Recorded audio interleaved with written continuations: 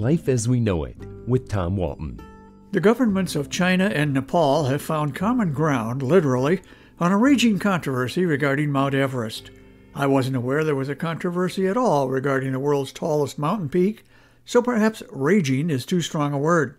Thanks to a pair of extensive surveys undertaken by the two countries, the world now has a somewhat taller Mount Everest than we thought. We're now told that Mount Everest will henceforth be listed as 29,032 feet tall, a number agreed to by the two nations whose joint border the giant mountain sits on.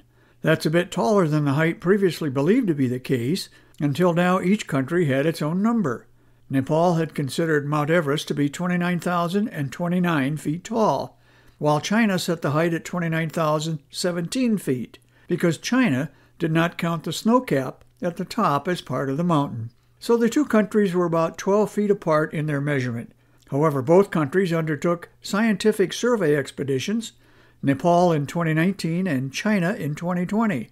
Using similar methodology, but different starting points, they eventually came up with the same number, 29,032 feet. In other words, Nepal had been off just 3 feet, while China was off about 15. I don't know how much snow, if any, is included in the official number, or whether the new standard of 29,032 feet is all rock. I also don't know to whom any of this is important, unless they are planning a climb of Everest. That last 15 feet or so has got to be nasty. Mount Everest's height has always been a slowly moving target. Some experts worried that a 2015 earthquake might have actually reduced its height by a tiny amount. How China and Nepal came up with the same new number is a fascinating story in itself. China's team used the Yellow Sea as its base and took measurements as they gradually scaled the peak. They climbed unimpeded because the mountain was closed to other climbers by the coronavirus pandemic.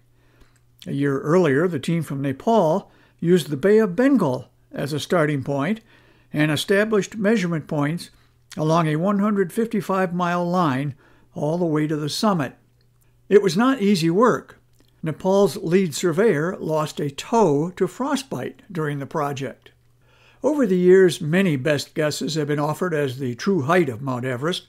All the way back in 1954, a survey by India put the number at 29,029 feet. In 1999, a team of surveyors from the National Geographic Society calculated that Everest was 29,035 feet tall. All the way back in the mid-19th century, Sir Andrew Scott Waugh, the man who gave Mount Everest its name, set the height at 29,002 feet.